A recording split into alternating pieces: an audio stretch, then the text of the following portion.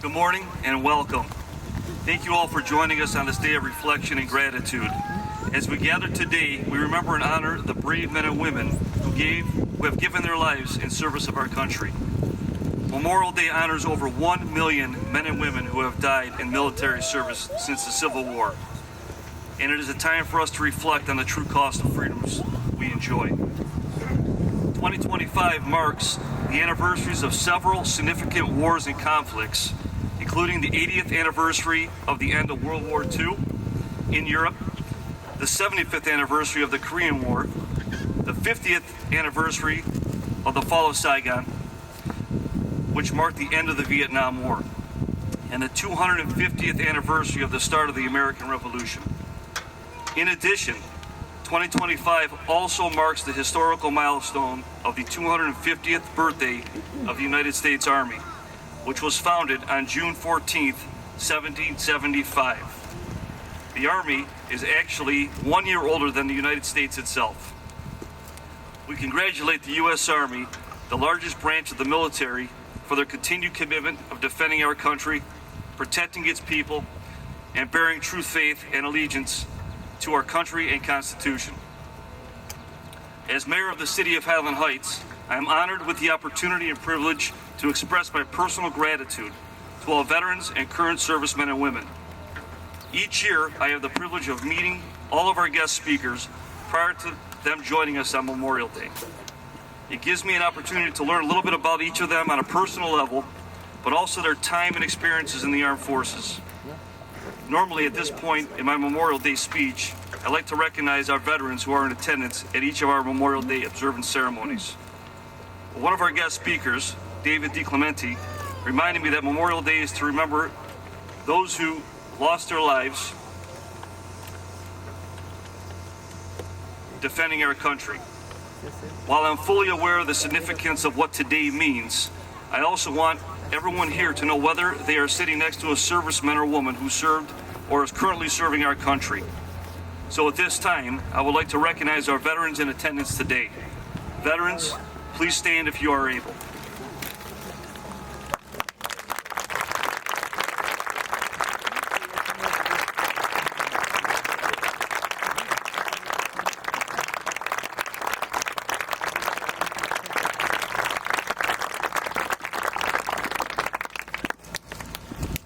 As quoted by John F. Kennedy, as we express our gratitude, we must never forget the highest appreciation is not to utter words, but to live by them. We thank you for your service, sacrifices, and willingness to protect our freedoms. As some of you may be sitting here in remembrance of a lost or family member who have died in combat, we pause to remember their sacrifices in pursuit of freedom for our nation. At this time, I would also like to recognize all members of City Council present today, our Police Chief Dennis Matasik, our Police Lieutenant Brian DeSati, Fire Chief William Turner, Assistant Chief Bill Bernhardt, and all safety forces and first responders. Thank you for all you do for our community.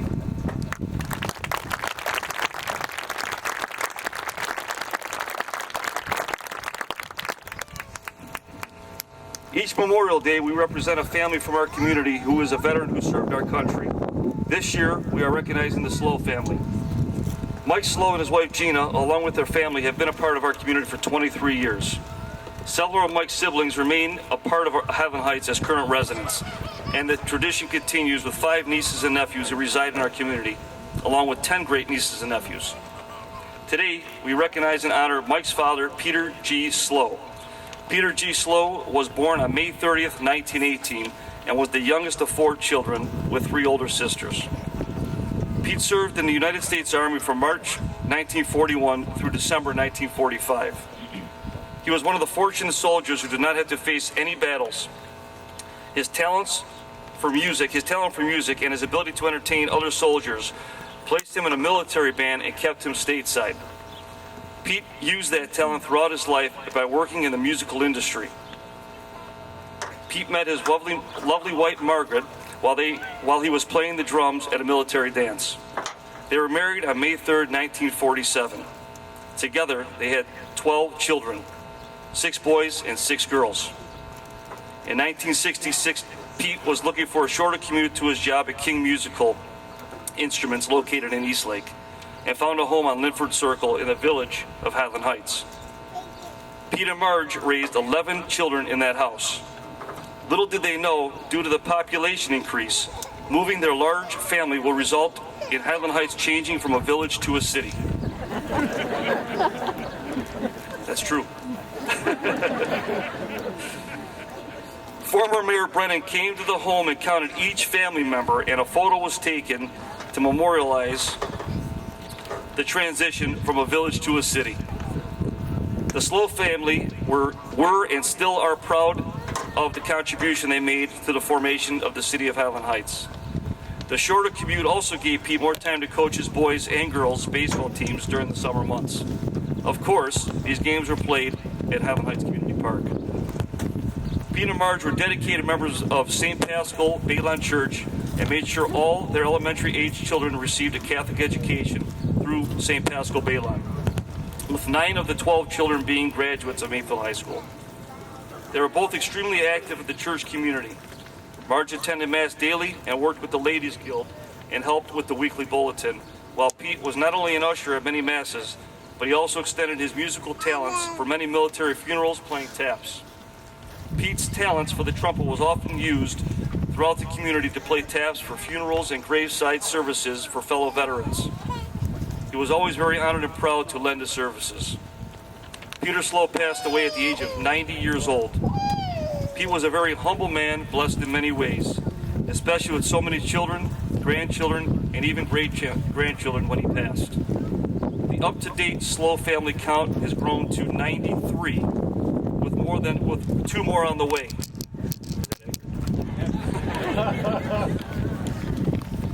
We are pleased that over 40 are here with us today. As shared by Peter's son Mike, Pete and Marge would be extremely delighted with today's honor. There is no doubt that Pete is looking down on all of us using one of his famous sayings, "All right." Pete was a selfless and devoted father who gracefully withstood the pressures of raising 12 children while enduring many sacrifices along the way. Mike and his siblings all agree on a final reflection of their father. Pete, you deserve a sitting pass.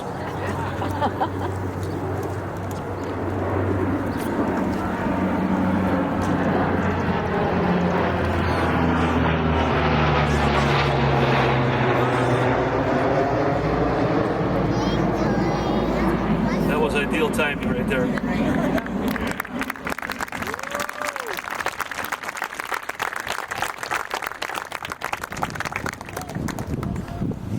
This year marks the 30th year for our Memorial Day ceremony and the establishment of the Veterans Peace Memorial Grounds. This solemn area of land serves as a tribute to the service and sacrifice of men, women, and families who step forward to defend our freedoms as a place of solace, reflection, and remembrance. On this Memorial Day, we gather to remember and reflect. Let us renew our commitment to honoring the legacy of those who have served our country. Let us remember that the freedoms we enjoy today are secured through the courage and sacrifice of our generations past. And let us pledge to uphold the values they fought for: honor, courage, fairness, dignity, respect, loyalty, and compassion. As quoted by former President Richard M. Nixon, peace is the real and right memorial for those who have died in war. Today,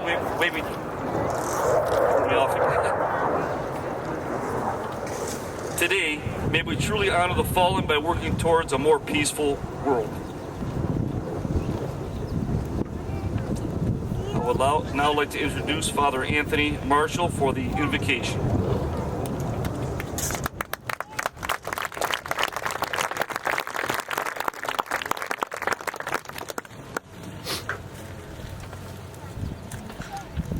Thank you, Mayor Brunello. My dear friends, we gather today to pray for our sisters and brothers who have offered their lives in the service of our nation. We gather in gratitude for their bravery and patriotism. Jesus once said that there is no greater love than to lay down one's life for a friend. The men and women we remember today were people of great love. Let us give thanks this Memorial Day for all those who have put country and other before self. To pray with those who mourn loved ones who perished on the battlefield. And to intercede for those who continue to struggle in their bodies and minds with the ravages provoked by war. We beg divine mercy upon all of them, and we ask for the stamina to imitate their love. May Almighty God grant our nation renewed courage and purpose, and the grace to continue the work of justice and peace at home and abroad. Amen. Amen. It is my honor now to introduce the first speaker, David De Clemente. He has lived in Mayfield Village for over 40 years. He is a proud graduate from Mayfield High School, the class of 1974. In 1976, David joined the United States Marine Corps. While in boot camp, he was awarded the Outstanding Recruit, known by Marines as Honor Man. He was trained as a military policeman which he carried out the day-to-day duties as an MP. He also received specialized training at an FBI school for anti-sniper and survival training, known as SWAT, in the civilian police force. He was honorably discharged in 1979. During his tour of duty, Deke was meritoriously promoted and received the Good Conduct Medal. David worked construction for the next 18 years until he went back to Cleveland State University and received a Bachelor of Education degree. He taught science in the Cleveland Metropolitan School District for the next 22 years. During that time, he earned a master's degree at John Carroll University in education. David and Veronica raised 3 beautiful girls and 1 son, all Mayfield graduates. They've been married 42 years and now have 10 grandchildren. David is now officially retired. That's how it ends, but here he is.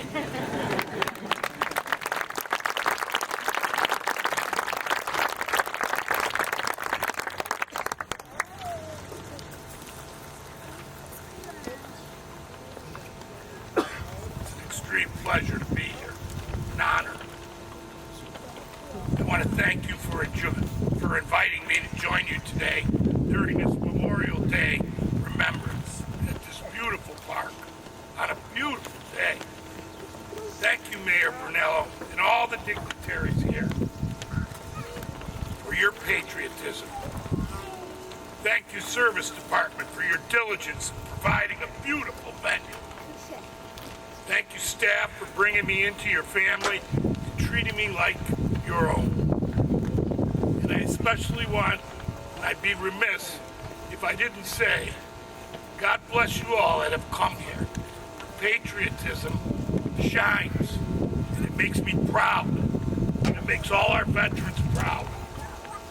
The ones that are living and the ones that are dead, to know that you're here. While we pause in this one particular place, and a place for mourning, we are united with grief-stricken hearts in many other places today. We know that the countless eyes are filling with tears elsewhere. Beautiful flowers are lying before stones, marking precious lives lost. On this solemn Memorial Day, we gather not just to remember, but to honor those who made the ultimate sacrifice for our freedom and country. It is a day to pause, reflect, and express our deepest gratitude for their courage and commitment. Let us together remember the countless lives touched, the communities they defended, and the legacies they left behind. In the Bible, 1 Samuel 7 BC, the Israelites, for some only God knows, decided that they wanted a king and a government. And so they went to the prophet Samuel and asked him to go before God and say, hey, we want a king/government. And God was surprised, but not that surprised, and he said to him, here's what's going to happen. Let me give you a little preview. And Samuel told all of the Lord's words to the people, and he said, this will be the manner of a government or king that shall reign over you. He will take your sons and appoint them for himself, for his chariots, and to be his horsemen. And some shall run before his chariot. And he will appoint him captains over thousands, captains over 50s, and set them to the ground. They will reap your harvest, and it will make your sons and daughters now instruments of war, instruments of his chariots. He goes on to tell them that the daughters were to become confectionaries, He cooks, bakers.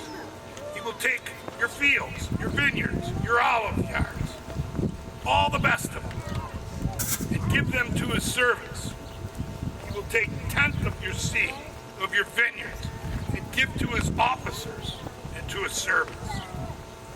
He will take the men servants, the maid servants, the goodliest young men, and your donkeys, and put them to work.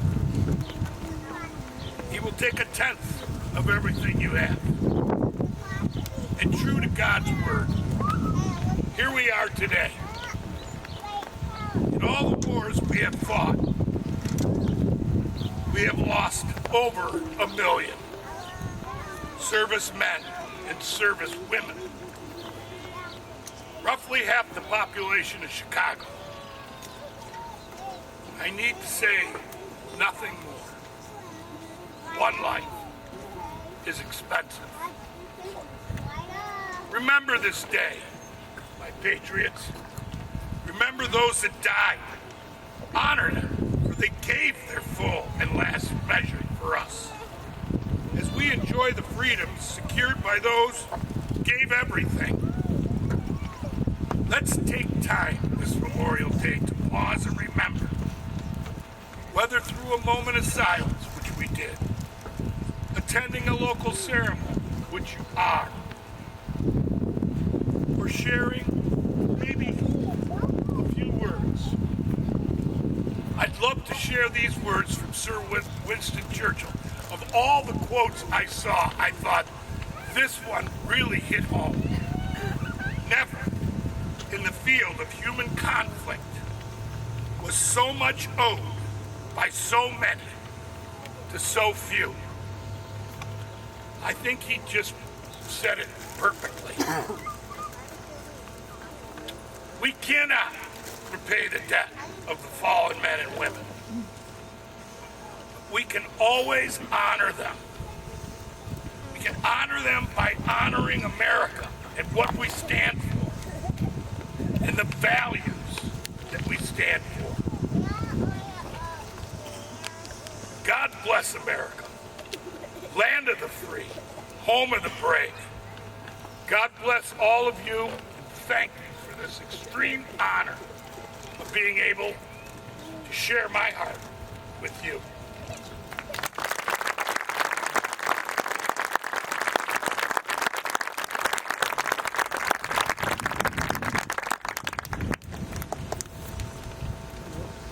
Thank you, Dave.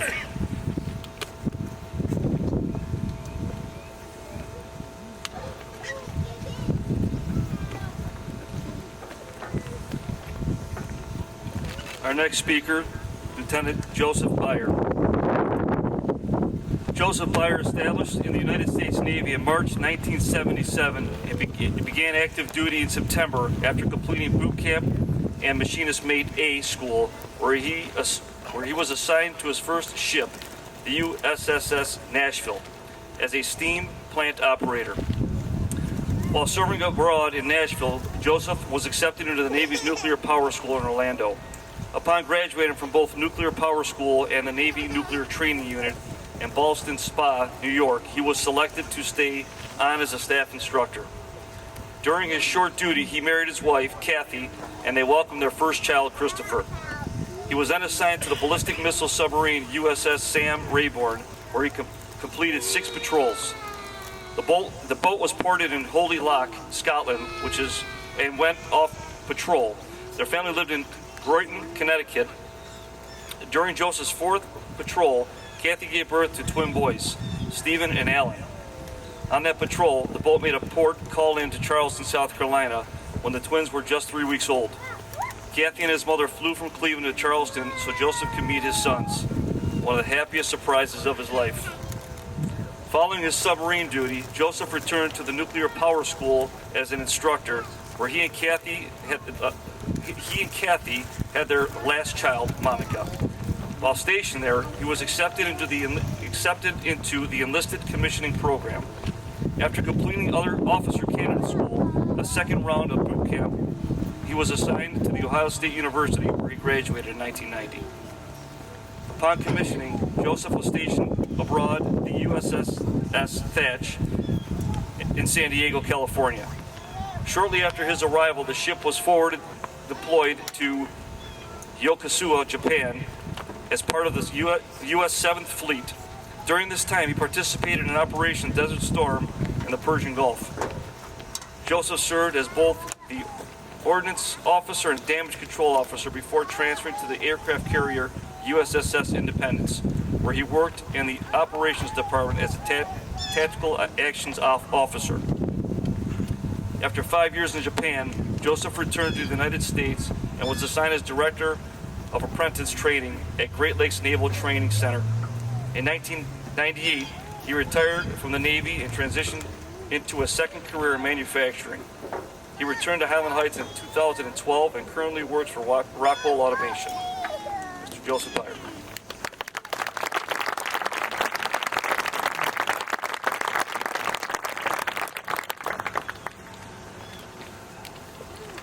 Morning, folks. It's interesting hearing about what happens to military folks and the sacrifices they make, and I want to share not an atypical story of what it's like to be in the military for an extended period of time.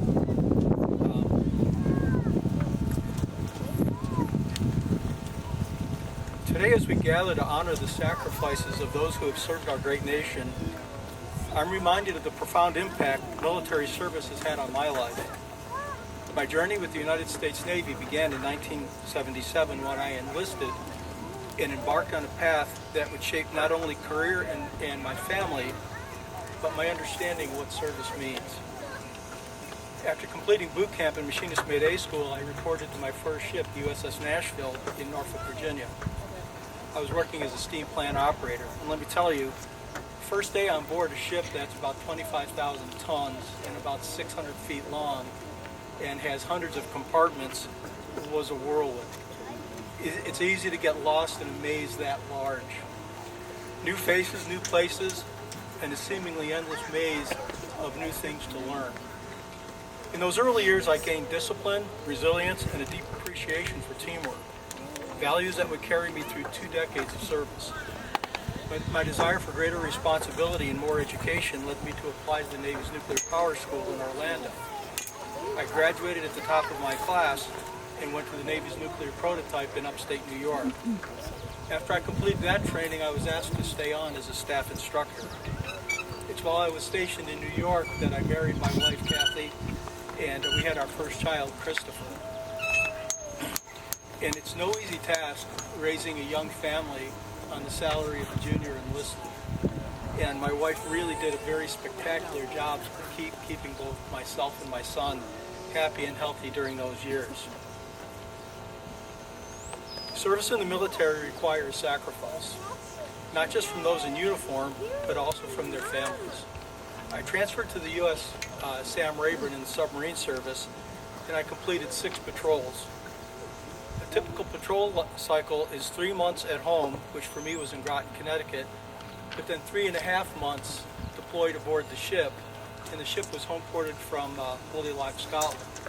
So every 3 months I got on a plane and I left for 3.5 months and left my wife and my baby boy at home.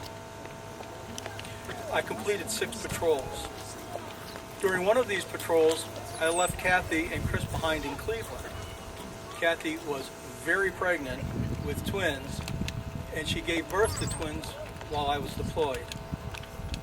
It happened on that patrol that Sam Rayburn made a very brief port stop in Charleston, South Carolina. And this was practically an act of God because the submarine never pulled into any place when we were on patrol. Kind of our motto was, you hide with pride if you're a ballistic missile submarine. And unbeknownst to me, Kathy found out about this port stop. She probably found out about it before I did. And she and my mother flew from Cleveland down to Charleston, South Carolina with 3-week-old twin boys. Think about 3-week-old twin boys. Now, when they were on the airplane, the stewardesses felt sorry for them and moved them up to first class so they could travel with a little bit more comfort. I wasn't expecting them. I thought maybe I'd give them a call when I got home, but I was down in the engineering spaces helping to shut down the engineering plant, and my boss said that Kathy's on the pier. No, she's not. Kathy's at home. She's probably still in the hospital. And he said, no, she's on the pier. And he practically ordered me to go topside. And she and my mother were on the pier, and I was shocked. I could not believe that after she had some issues with the pregnancy and spent 6 weeks at Rainbow's Babies and Children's Hospital before she gave birth through an emergency C-section. There was no way that she was on the pier. She was. And it was the happiest day of my life meeting my twin boys. I met them on the deck of a submarine in Charleston, South Carolina. And it's a reminder that while duty calls from home, our families are the foundation that keeps us strong. Part of life on a Navy ship is training. Going to sea is a dangerous job. It's more so on a warship, especially on a submarine. Every crew member individually and the entire team, as the crew as a team, spend many hours training, practicing, running drills to ensure we respond properly in any situation. During one patrol, that essential teamwork was required when we had a catastrophic failure of what is known as the main induction valve. This is a big 9-inch hole in the top of the ship that you open up to suck in air when you get close to the surface. You stick the stovepipe up out of the water, and if the ship dips a little bit, this main induction valve closes to keep water out of the ship. It failed. We had a 9-inch diameter stream of water pouring into the ship, and we took many tons of water, and the ship was sinking out of control. Everyone on board knew their job, responded automatically and correctly, and we recovered the boat quickly, as you can tell by my presence here today. It was a harrowing experience, to say the least. I was amazed at how nonchalantly everybody took this near catastrophe in stride. This proved a well-trained, experienced crew can handle the unforeseen as if it were planned. I never begrudged the time we spent training. Following my submarine duty, I returned to Navy Nuclear Power School as an instructor, and Kathy had our last child, Monica. Spent 4 months in California, November, December, January, February, and they finished their school year in Japan. Again, that's a significant sacrifice on behalf of my family to support my service. Batch participated in Operation Desert Storm and the beginning of Operation Southern Watch in the Persian Gulf. Our time was spent shadowing the aircraft carriers. I spent 322 days at sea that year. My wife raised all 4 of our children, as well as acting as the ship's ombudsman. The ombudsman is a person that anybody in the crew's family can come to get support if something happens. If somebody gets injured, somebody's pay doesn't come through, somebody has bills they can't pay, somebody stresses out because they don't know how to handle their kids when their husband is away. The ombudsman is the one that they come in and look to for support. She actually received a command commendation for her support of the crew during that deployment. When we came back from the Gulf, the ship was given a Tiger cruise. Tigers are male family members of the ship, and they're allowed to join the ship for part of a cruise. So my 3 boys flew out to Hong Kong to meet me, and we spent some time visiting the city, and we had an awesome trip back from Japan. It was about 7 days. They were on the ship, and they basically had run of any place they wanted to go and do anything they wanted to do. I had to maintain watch. I was a bridge watchstander, and when I was on the bridge, I couldn't babysit, so they kind of had free run of the ship. The Tigers got a chance to fire all of the ship's small arms. So seeing my 11-year-old with the 12-gauge shotgun, my 10-year-old with a machine gun, my other 10-year-old on a 25-millimeter automatic chain gun, they had the time of their life. We had a blast. We were with the carrier. At the time it was the carrier USS Midway, and they put on an air show. All the ships in the group were taking part in this Tiger cruise. And we saw that you may have seen an air show at lakefront or something like that, you've never seen an air show like this. We had A6 intruders dropping strings of bombs about 300, 400 yards off the side of the ship in a string about 3 miles long. They were followed by F-14 Tomcat fighters coming by at about 1,000 miles an hour, about 500 feet off the deck. You could see the sonic wave in front of them as they were coming. You could watch the waves kick up as they passed through, and one after another, first the Tomcats and the Hornets came flying by. Then the Hornets got to drop some bombs, and they shot some rockets, and each one of the planes came around and shot about 100 rounds off of these Gatling guns. It was spectacular. It was absolutely spectacular. The ships then got to play. We got to shoot all of the guns on the ships, and it was quite a show. In rough seas, a small ship like the Thatch, and again, it's only about 480 feet long and about 30 feet wide. It pitches up and down pretty good in high seas. And there's a compartment in the ship all the way forward where we store most of our lines, and it runs from the keel to the bottom of the main deck, so it's about 25 feet high. And when the ship's bouncing up and down, it can move 20 feet in just a couple of seconds. And I came off watch, and I was looking for my boys because we were in rough seas, and I thought maybe they were going to be scared or get sick. No. They were up in the bow, and there's this thing they have, it's called a bosun's jump. Imagine you're standing on the floor, and it's going to drop 20 feet, and the ceiling's about 15 feet overhead. Well, if you stand there and you jump at just the right time, you can catch this bar that's used to hold ropes. It's about 15 feet overhead. So the ship is coming down. I walked into the forward compartment, and there are my 10-year-old boys jumping, and they catch this bar. The ship goes up, and they're hanging on the top, and they have to time it just right, because when the ship starts coming down again, if you let go of that bar 15 feet off the deck comes up and catches you. And you go back down, and you do the whole thing over again. So there I was, watching my 10-year-old sons hang from the ceiling, doing these bosun jumps that the sailors up in the deck division who work in that space thought it would be a great thing to show them how to do this. So after seeing my 10-year-old hanging 15 feet above the deck, and I found out, my wife found out about this when she was proofreading this speech about 2 days ago. We haven't talked about it yet, but we might. After 3 years on the Thatch, I crossed deck to the aircraft carrier, the USS Independence, that was also in Yokosuka, Japan. We wound up spending 5 years as a family living in Japan. I worked in the operations department as a tactical action officer. It was very challenging. As tactical action officer on a carrier, you have to keep track of all of the ships that are in the battle group. You have to keep track of the airplane. Every day we have launch and recovery cycles. We move the ships around to different positions around the carrier. And you have to keep the admiral staff and the captain informed of everything that you think they might consider is important, which is everything. So you're chasing around folks to make reports constantly through the course of your watch.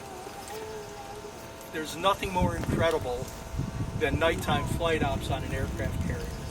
Watching a high-powered jet go into afterburner and get launched off the catapult off the front of the ship, and then a couple seconds later, another plane comes crashing to the deck, and it literally is a controlled crash, and it gets yanked to a stop in about 2 seconds. It really is a very exciting time. Just as on the Nashville, the Rayburn, and the Thatch, on the Independence we trained relentlessly. The incident on the Sam Rayburn really drove home to me the importance of training and everyone being proficient at their job. On March 15th, 1995, the Independence was conducting training in night flight operations off the east coast of Japan.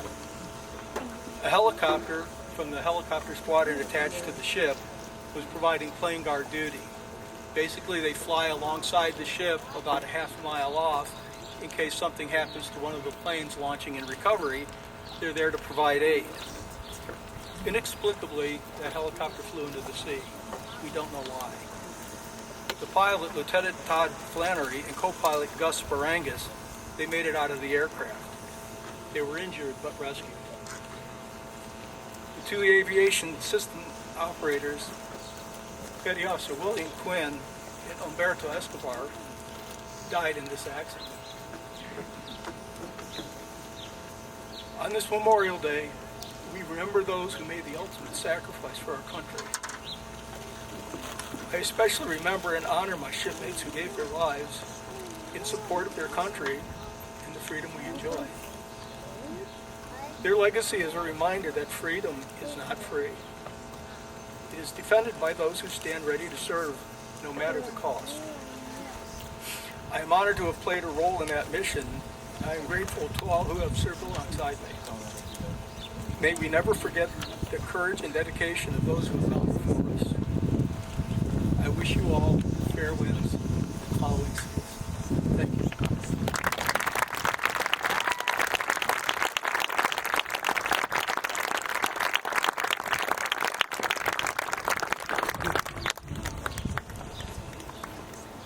Thank you, Joe.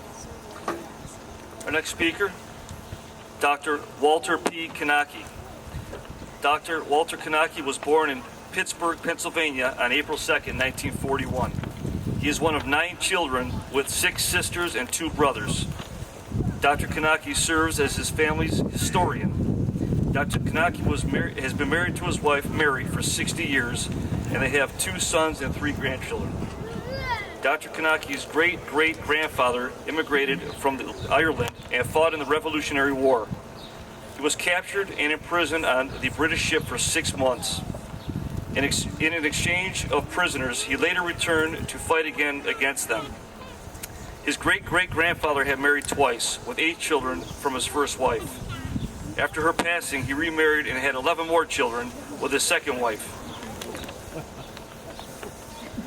Many of his great-grandchildren fought, died, and were POWs in the Civil War. Dr. Kanaki has 23 relatives buried in Arlington National Cemetery. About 10 years ago, Dr. Kanaki's grandchildren laid a wreath at the tomb of the unknown soldier in Arlington. Dr. Kanaki has relatives that served in our country in World War I, World War II, Korea, and the Vietnam War. Dr. Kanaki's brother, who had served in Vietnam, died of Agent Orange disease 3 years ago. Dr. Kanaki graduated from John Carroll University in 1963 with an undergraduate degree in psychology. He received a Master's of Arts degree in clinical psychology in 1966 and a doctorate of philosophy, clinical philosophy in 1970 from Loyola University in Chicago. Upon graduation from John Carroll University, Dr. Kanaki was commissioned as second lieutenant in the United States Army. He did an internship with the VA in 1965 and 1966 and helped diagnose and treat veterans. In addition, he completed a second internship at Walter Reed Army Medical Center from 1967 to 1968 and treated active duty military personnel, many of whom were returning from Vietnam at the time. From 1968 to 1970, Dr. Kanaki was the chief psychologist at Fort Campbell, Kentucky. Many of the individuals Dr. Kanaki treated were active duty military personnel, some of which were listed under Project 100,000 and referenced in the book McNamara's Folly. Upon Dr. Kanaki's discharge from the U.S. Army, he returned to Cleveland and began pursuing a professional career where he has served as a professor in the graduate program at John Carroll University from 1971 to 2006. Dr. Kanaki also served as a psychologist at the VA from 1971 to 1986. He has been in private practice from 1976 to the present time, where he currently continues seeing many veterans, individuals, groups of veterans, and families. In 1977, Dr. Kanaki received a personal phone call from the White House to help set up the Vet Center program nationally. In 1978, Dr. Kanaki was selected along with other esteemed professionals to formulate the diagnosis of post-traumatic stress disorder. Dr. Kanaki's professional accolades are many and include being selected into the Ohio Veterans Hall of Fame in 2012, as well as being a recipient of the Woodruff Foundation Award in 1994. Dr. Walter Kanaki.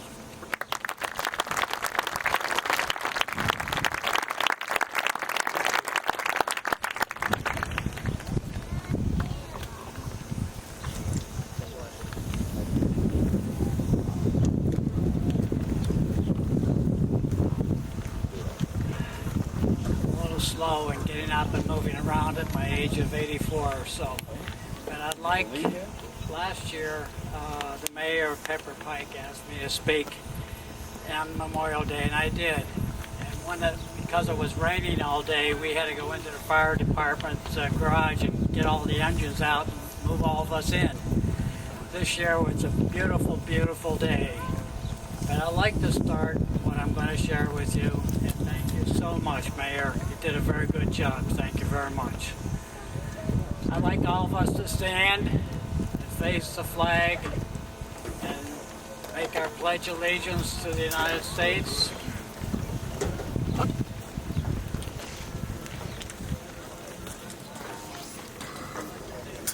To the flag of the United States of America.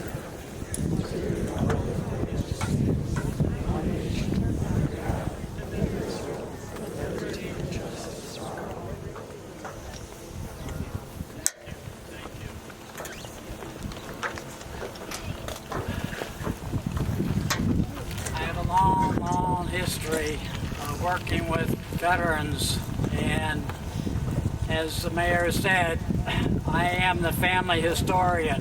I've always liked history, and I chose a number of years ago to take a look at my own personal history. Found out that my great-great-grandfather came over from Ireland with his wife and served with the 5th Pennsylvania Regiment out of Philadelphia, and he fought against the Brits, and after six months of being a prisoner of war, he went back and fought them again. And as Mayor said, he had 8 children from his first wife. She died from her. And he had 11 more children from his second wife.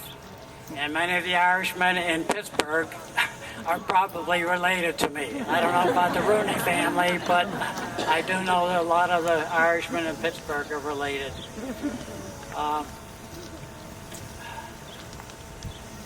And one of the individuals in the audience today happens to be my grandson, who with his sister laid a wreath at the tomb of the unknown soldier about 10 years ago in Arlington Cemetery. In Arlington Cemetery, in my looking up the history and so forth, I have at least 23 relatives of mine who are buried in Arlington. I also have about 5 of my clients who are buried in Arlington.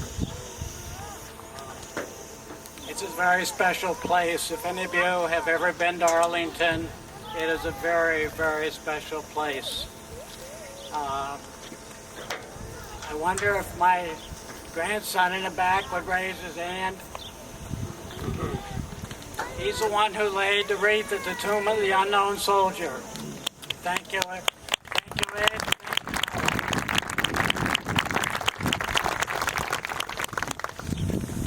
I've met and dealt with thousands and thousands of patients over my 60-some years of being a clinical psychologist.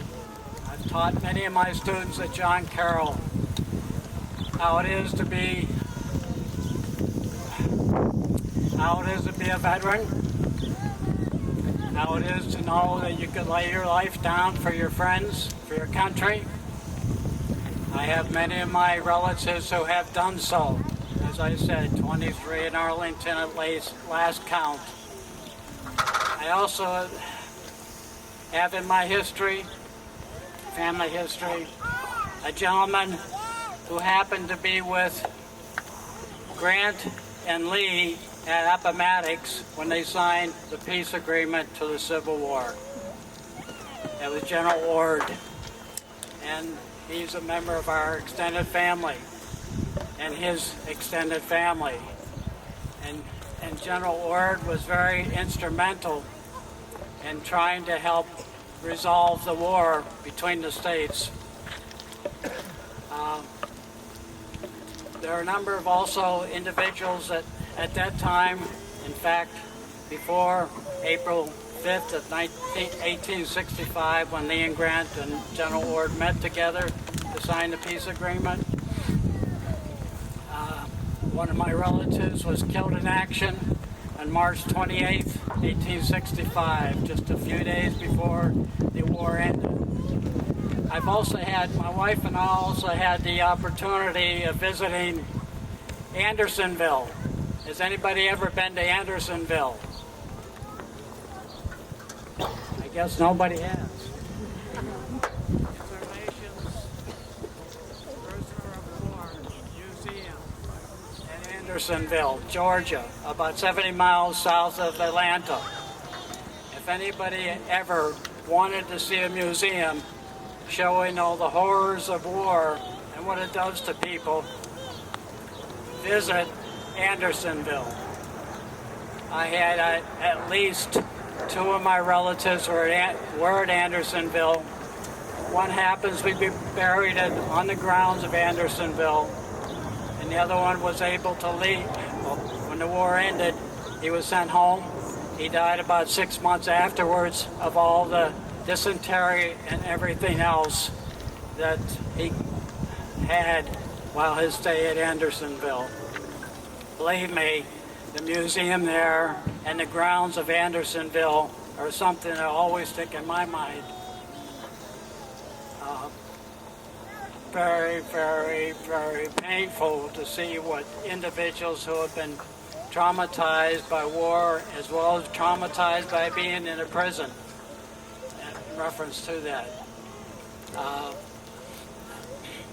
In all my time that I have spent with my patients, I have, in addition to family members who have died serving our country, I had one veteran. I've met and helped bury 10 World War II veterans and Korean War veterans with a couple POWs over in Korea. One of the veterans was able to escape and swim across the Yalu River just to get away. And they caught him again and put him back in prison. And I have 70 clients who have been to Vietnam, who have died. A lot of them died secondary to Agent Orange, which I do believe killed my brother also. My brother served over in Vietnam at Ron Kuchi and Tay Ninh, and he essentially developed, he lost 2 kidneys to Agent Orange. He was able to get a kidney from my youngest sister. I was on the list, but she was younger, so they took her kidney. But he died secondary to his issues with the Agent Orange, as well as 2.5 years ago, the COVID hit, and he got the COVID and he died overnight in reference to the COVID.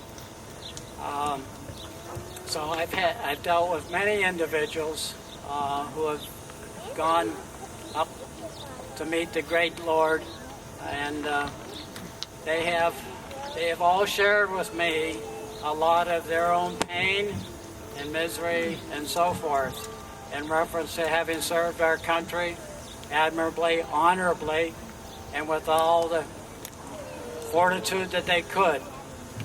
And I honor all my veterans who have served our country and all their family members too. I've known many, many wives and some of the children of a lot of my veterans, etc. And I honor all of them because of the horrors that they saw dealing with war. It's not easy, believe me, as I know some of my vet friends in the group.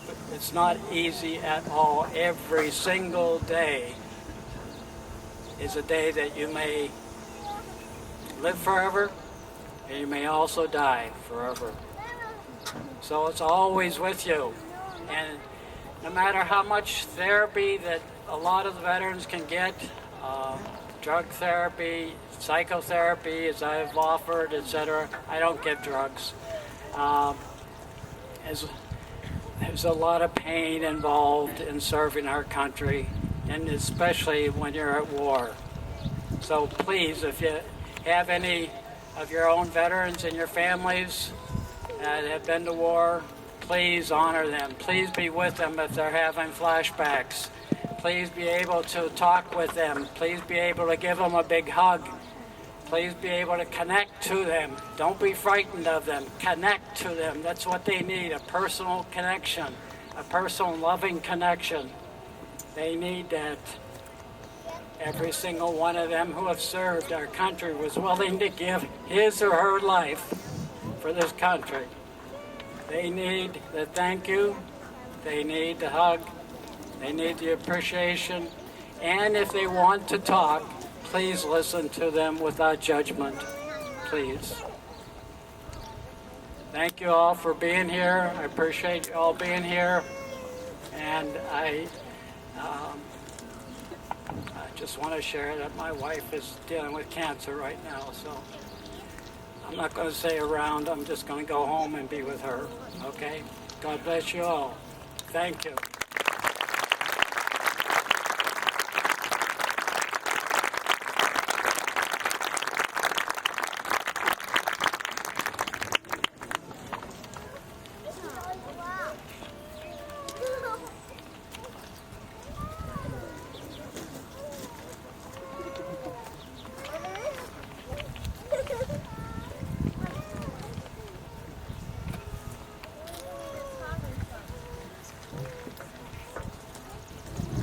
Thank you, Doctor.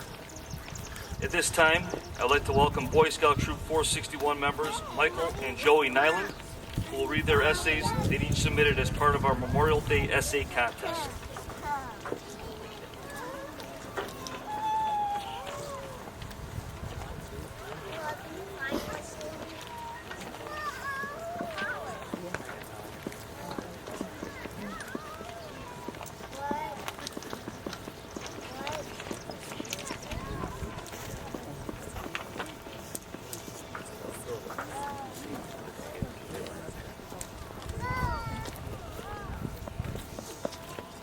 Memorial Day, originally known as Decoration Day, is celebrated on the last Monday in May. It was called Decoration Day because people decorated the graves of fallen soldiers with flowers and flags. For some people, Memorial Day means having a 3-day weekend, having a cookout with family and friends, or celebrating the official start of summer. To me, Memorial Day is a day to honor and recognize the men and women who served in the country and are currently serving our country. Memorial Day is important because we never forget those who have paid the ultimate price for our country and our freedom. These heroes are the reason why we are free today and should never be forgotten. Memorial Day is a special day to remember these individuals and for us to be reminded of their sacrifice. Memorial Day is not only a day to remember these heroes, but is a day to remember how proud I am to be an American. My morning starts out by setting up Troop 461 fundraising flag subscriptions, followed by participating in the Highland Heights Memorial Day celebration. This is always an honor to be a part of. I also enjoy spending time with my family while enjoying some hamburgers and hot dogs. In a quote by Emily Potter, she says, "Heroes never die. They live on forever in the hearts and minds of those who follow in their footsteps." Some of these special people in my life served with the military, and they are my great-grandfather Dominic Nardolillo, who served in the Army, and my grandfather Patrick Nyland, who served in the Air Force. So this and every Memorial Day, I want to say thank you to acknowledge the ultimate sacrifices military service members have made to make our country free and safe for us for future generations.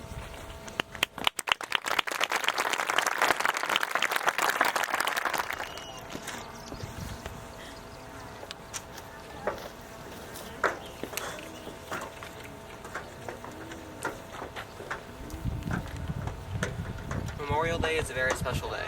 Despite being a national holiday, Memorial Day is not just a day of celebration, but a day of remembrance. It is a day where we honor our nation's veterans and those who are actively serving in the military. Memorial Day is also a day that honors the men and women who have died while serving in the U.S. military. Both my grandpa and great-grandfather were veterans. My grandpa, Patrick Highland, was in the Air Force and served actively from 1961 to 1965, and inactive until 1967. My great-grandfather, Dominic Nardolillo, served in the Army from March 14th, 1941 to October 22nd, 1945. I also have cousins who have served and are actively serving. On Memorial Day, I enjoy participating in the Highland Heights Memorial Day ceremony after putting up flags which are sold through Troop 461's fundraiser. It is also an honor to participate in the ceremony with my fellow scouts. On Memorial Day, I enjoy spending time with my family and friends. We play yard games, cornhole being one of my favorites, and have a cookout at home while enjoying each other's company. Sergeant Major Bill Paxton says, "May we never forget our fallen comrades. Freedom isn't free." So this Memorial Day, I want to say thank you to all who have served and are currently serving. This includes one of Troop 461's Eagle Scouts, Anthony Farrow, who is actively serving in the Army. This Memorial Day, let us honor, remember, and never forget the sacrifices that were made for us so we can be free.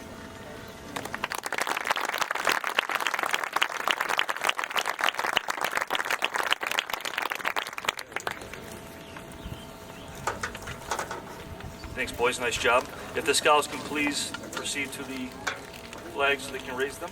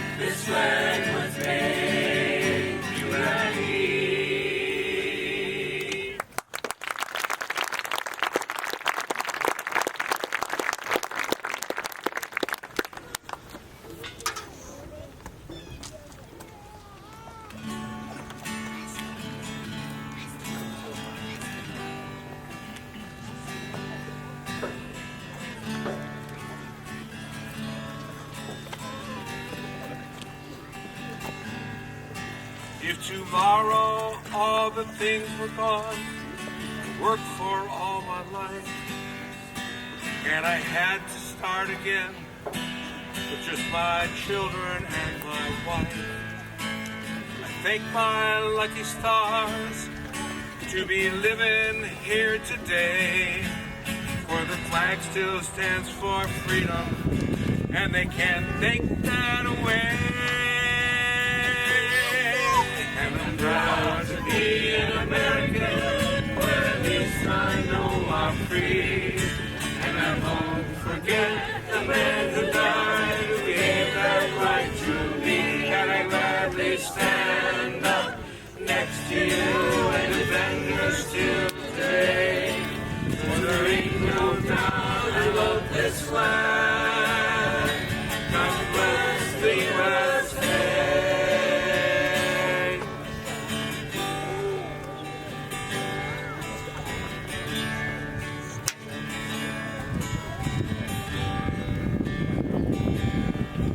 From the lakes of Minnesota to the hills of Tennessee, across the plains of Texas, from sea to shining sea, Cleveland down to Houston, New York to LA, pride in every American heart, and it's time we stand and say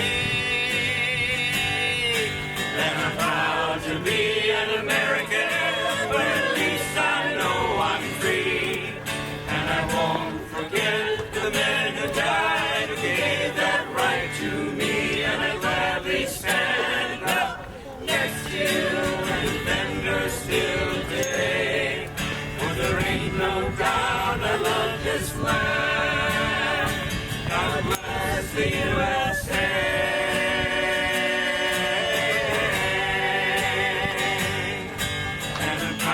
To be an American, where at least I know I'm free. And I won't forget the men who died, who gave that right to me. And I gladly stand up next to you and defend her still today. For there ain't no doubt I love this land. God bless for you.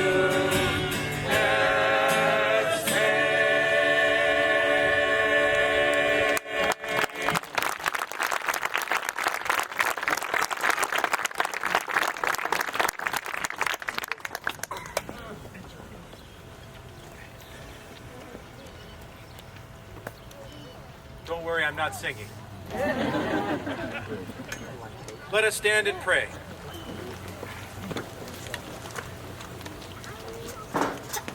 Almighty and eternal God, you have revealed your glory to all nations.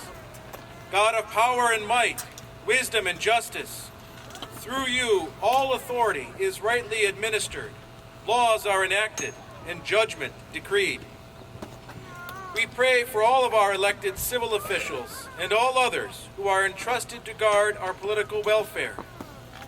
May they be enabled by your powerful protection to discharge their duties with honesty and ability. We remember in gratitude this Memorial Day all who have paid the ultimate sacrifice in the service of our nation and in defense of liberty around the world.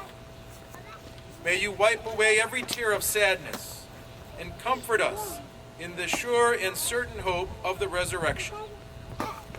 We likewise commend to your unbounded mercy all citizens of the United States, that we may be blessed in the knowledge and sanctified in the observance of your holy law. May we be preserved in union and that peace which the world cannot give. And, after enjoying the blessings of this life, be admitted to those which are eternal. We pray to you, who are Lord and God, forever and ever. Amen. Ask Mayor Brunello to please come forward for final remarks.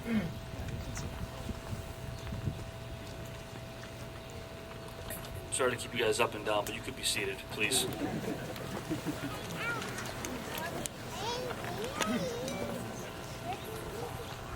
Thank you, Father. This concludes our program today. Let us remember that Memorial Day is not only about mourning our fallen heroes, it's also about celebrating their lives and the values they fought to protect. Their spirit of duty and commitment to our nation is a call to action for all of us.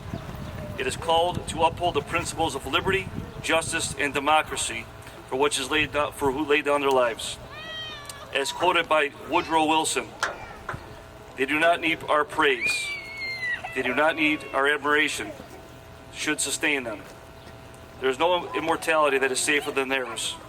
We come not for their sakes, but for our own, in order that we may drink the same springs of inspiration from which they themselves drank.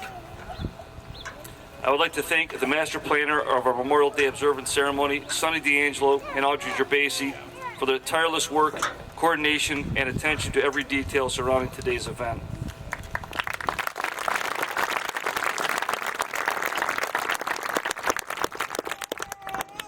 I'd also like to thank Voices for Freedom for sharing their incredible music talents with us today. Thank you guys.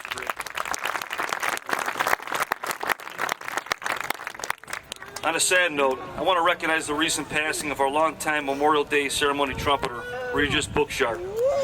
Regis has been a part of our ceremony for the last 24 years. Regis was a graduate of Collinwood High School and played the trumpet in the Ohio State University Marching Band. He was a gifted musician and a passionate educator. We will always remember Regis for sharing his gift of music and devotion to the city of Highland Heights' Memorial Day observance ceremony. I would also like to thank the Roll of Honor donors for their support and the Memorial Day Committee for volunteering their time in preparation for today's ceremony. Many thanks to our Service Director, Brian Belfiore, and his team for beautifying the grounds for today's ceremony. At this time, I would like to thank all the 3rd, 4th, and 5th grade students at Millridge Elementary for participating in our Memorial Day Art Contest. A coloring contest was made available for students at Millridge Elementary and St. Pascal's Baylon schools, with the winning submissions used for the front and back cover of this year's Memorial Day program. I would like to congratulate Leah Scaletta and Kelsey Anderson for their beautiful artwork, which is featured on this year's program. If you have time today before you leave, please visit City Hall, where all the student artwork submissions are currently on display. Please join us for refreshments near the fire department bay doors. And I want to thank you all for being here today, and have a safe and restful remainder of your Memorial Day. Thank you.